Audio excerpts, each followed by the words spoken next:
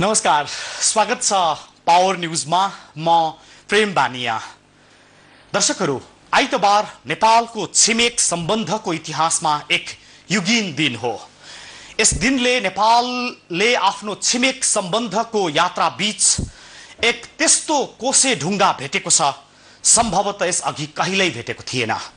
भारतीय प्रधानमन्त्री नरेन्द्र मोदीले नेपालको संविधान सभालाई गरेका ऐतिहासिक सम्बोधनसँग जोडिएको आत्मीय भाव र भारत विकास अनि परिवर्तन प्रवचनबाट नेपालका नेताहरूमा त्यस्तो झस्का पसेको हुनुपर्छ। समृद्धिको खानीमा बसेर निरीहता र गरिबीको दुहाई दिने होइन, देशका लागि केही गरौं। मोदीको सम्भाषणमा नेपालप्रति यति विघ्न सम्मोहन र सम्मान थियो, त्यो भावुकतासँग जोडिएको व्यावहारिक परिवर्तनको सूचक थियो। साथै समृद्धि र उन्नतिको श्रृङ्खलाबद्ध सूचकहरू सम्झेर आएका मोदीले नेपाली नेताहरूलाई राम्रोसँग सम्झाएका छन् कि तिमीसँग बुद्ध जन्मस्थलको सम्भावना छ, पशुपतिनाथको सम्भावना छ, पर्यटन र जलस्रोतको बलियो सम्भावना छ, कृषिमा अर्ग्यानिक सम्भावना र नेपाली नौजवानहरूको सम्भावना। यो कहिल्यै कसैसँग नहारेको देशको सार्वभौम सम्भावना, विश्वकै उच्च महत्वको देश नेपाल। मोदीको सम्भाषण नेपाल भारत सम्बन्धको एक अलग आयामका रूपमा वर्णित रह्यो। गंगा र हिमालय पर्वतको जस्तो सम्बन्ध यस्तो बिम्बमा, यतिसम्म कि यति बेला सुनकोशी नदी थुनिएको छ। यदि त्यो फुट्यो भने त्यसको चोट भारतलाई पनि पर्छ र हामी यससम्मको नजिकका छिमेकी हौं। पावर न्यूज आज यसै विषयमा छ। भारतीय प्रधानमन्त्री नरेन्द्र मोदीको नेपाल यात्रा, दुई देशीय सम्बन्ध, दरार र पुनः परिभाषा, सम्भावना र सहकार्यको कोसे ढुङ्गा, नेपाल भारत सम्बन्धमा नयाँ आयामको आरम्भ। प्रत्येक सूचना नरेन्द्र मोदीको नेपाल यात्रा। नेपालको 2 दिने भ्रमणमा आएका भारतीय प्रधानमन्त्री नरेन्द्र मोदीले आइतबार संसदलाई सम्बोधन गरेका छन्। उनले संसदमा सम्बोधन गर्दा सुरुमा नेपाली भाषामा बोले र भने, म नेपाल आउन पाउँदा धेरै खुसी छु। म नेपालमा आउन पाएकोमा अत्यन्तै हर्षित छु।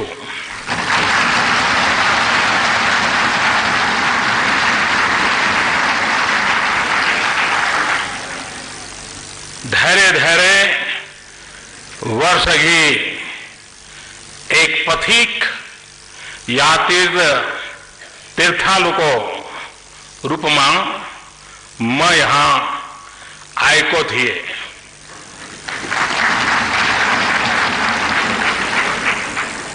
यो भनाई कि एक पटक तपाईले नेपालको भ्रमण गर्नुभयो भने यो जीवन पर्यन्त सम्बन्धमा छु।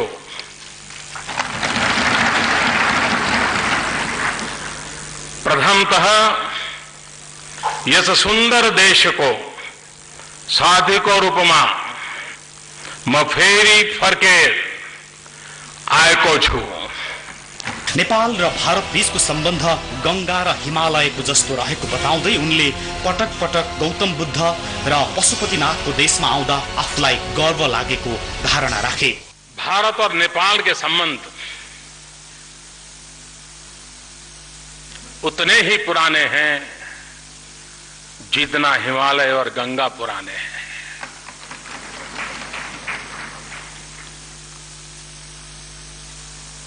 और इसलिए हमारे संबंध कागज की किस्तियों से आगे नहीं बढ़े हैं। हमारे संबंध दिलों की दास्तान कहते हैं।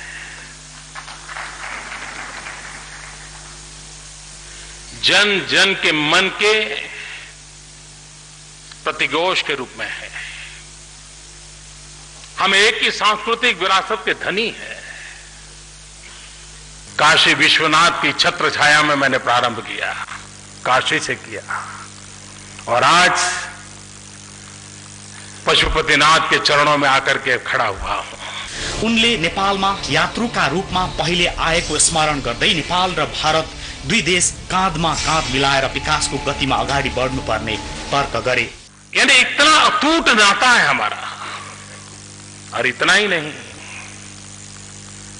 हिंदुस्तान ने वो कोई लड़ाई जीती नहीं है जिस जीत के साथ किसी नेपाली का रक्त न बहा हो।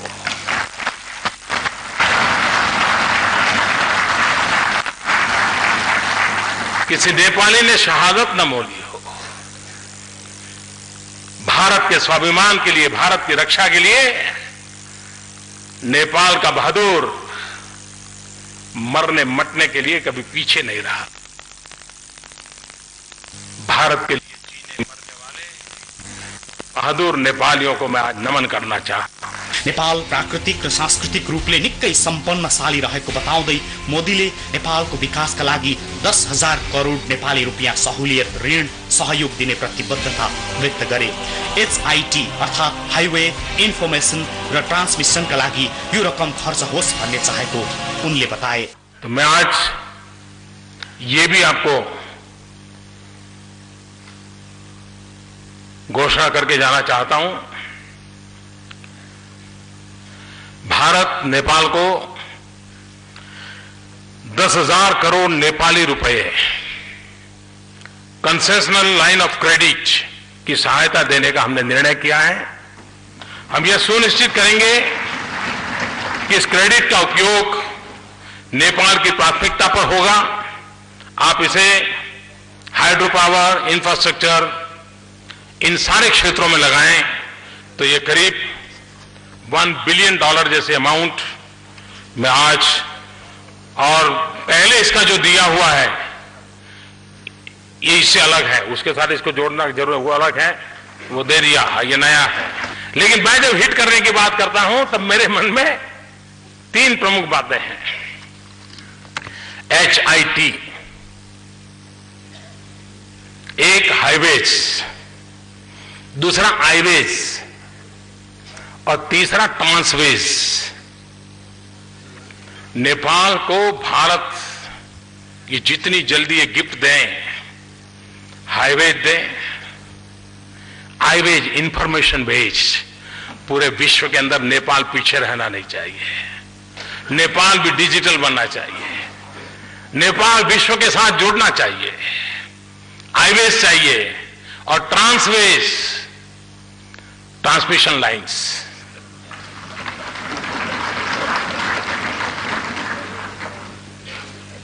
आज बिजली जितनी हम दे रहे हैं नेपाल को, उसको डबल करने का मेरा इरादा है, और उसके लिए जितना जल्दी ट्रांसमिशन लाइन लगाएंगे, अभी हम नेपाल का अंधेरा दूर करेंगे और दशक के बाद अंधेरा हिंदुस्तान का नेपाल दूर करेगा। ये हमारा नाता है। और इसलिए मैंने कहा H highway, I information way, T transmission way, transway, ये मैं हिट करना चाहता हूं, और आप भी चाहेंगे ये हिट जल्दी हो। उनले संसदलाई सम्बोधन गर्दा प्रत्येक जसो वाक्यांशमा सभासदहरूले ताली बजाएर समर्थन जनाएका थिए। नेपाल अहिले संविधान निर्माणको चरणमा रहेको बताउँदै उनले भावी पुष्पालाई हेरेर सबै नेपालीले अपनत्व गर्न सक्ने संविधान बनाउन सुझाव दिए। नेपालको युद्ध जसरी शान्तिमा रूपान्तरण भयो त्यसले विश्वलाई पाठ सिकाएकामा स्वागत गर्दै सफल संविधान बनाएर विश्वकै उदाहरण दिन सुझाए। युद्ध को छोड़ करके बुद्ध के मार्ग पर जाने का रास्ता अपनाया, और इसलिए एक ऐसा पवित्र काम आपके माध्यम से हो रहा है, इस संविधान सभा के माध्यम से, जो विश्व के हिंसा में विश्वास रखने वाले लोगों को पुनर्विचार करने के लिए मजबूर करेगा। और आपका प्रयोग अगर सफल रहा तो विश्व को हिंसा से मुक्ति का एक नया मार्ग ये बुद्ध की भूमि से मिलेगा।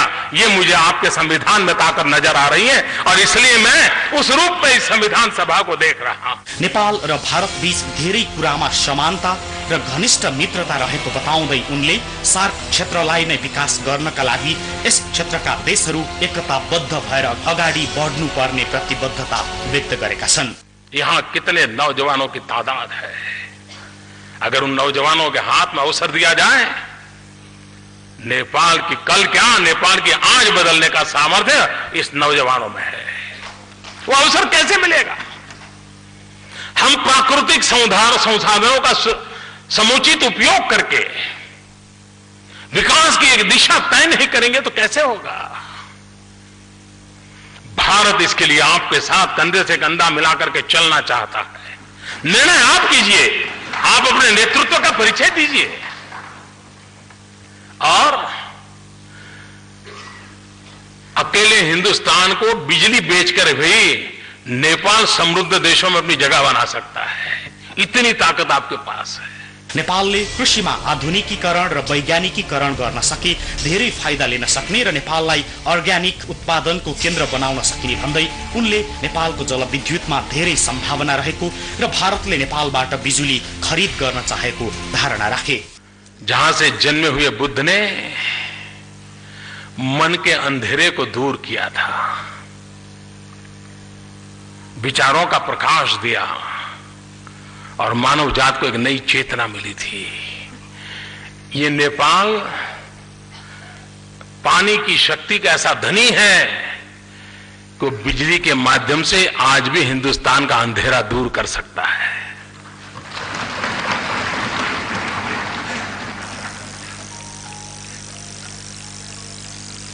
और हम बिजली मुफ्त में नहीं चाहते, हम खरीदना चाहते हैं।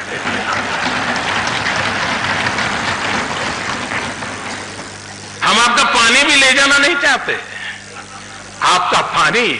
और वैसे तो एक बात मैं नहीं जानता हूं नेपाल में ये बात किस रूप में देखा जाएगा। पानी और जवानी ये कभी पहाड़ के काम नहीं आते हैं।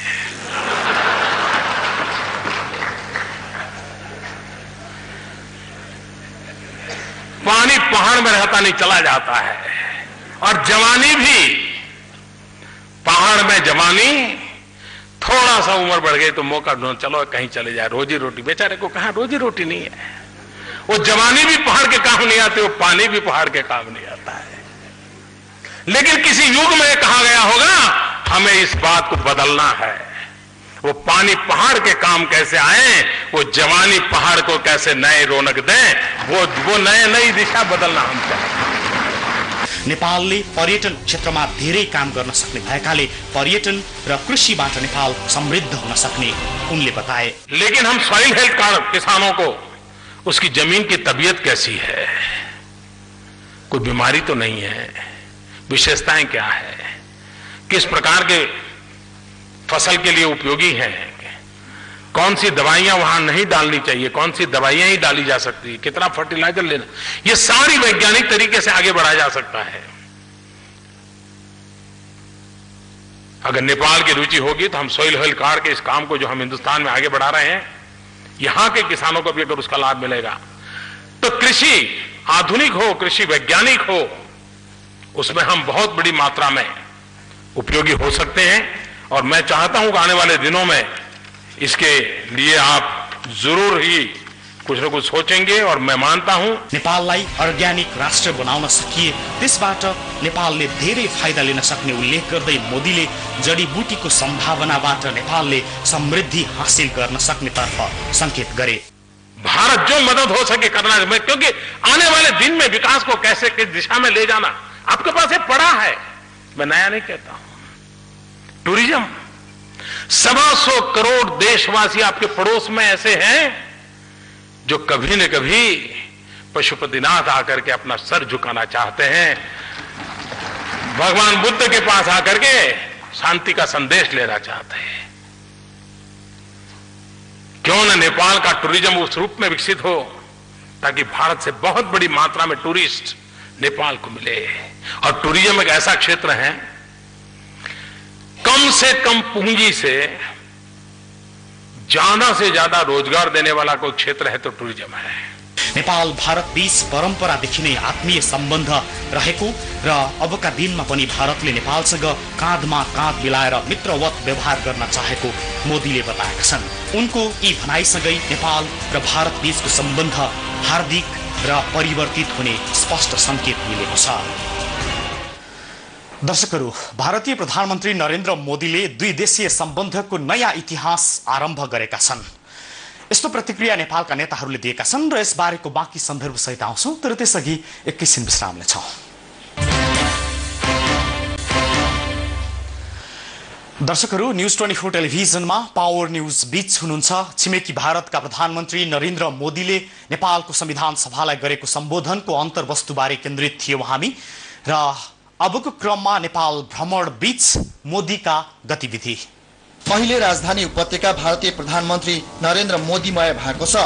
आइतबार बिहान 10:50 जाँदा भारतीय वायुसेनाको विशेष विमानबाट त्रिभुवन अन्तर्राष्ट्रिय विमानस्थलमा अवतरण गरेका मोदीले विमानमा समेत नेपालको झण्डा राखेका थिए।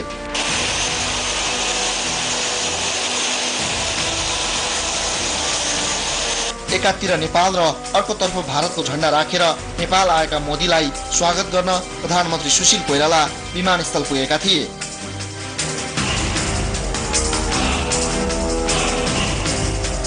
त्यसपछि नेपाली सेनाले उनलाई 19 तोपको सलामी दिएको थियो।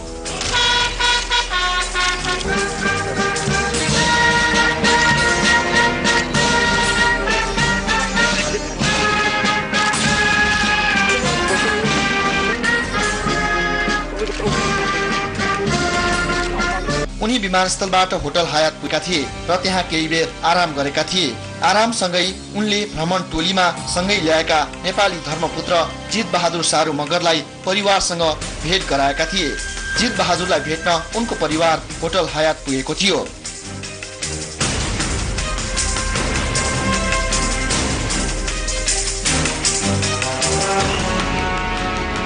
लामो समयपछि परिवारसँग भेट्न पाएकोमा जित बहादुर र उनको परिवार खुसी देखिन्थ्यो। त्यसपछि उनलाई परराष्ट्र मन्त्री महेन्द्र बहादुर पाण्डेले भ्रमण तालिका र छलफलको विषयमा जानकारी गराएका थिए।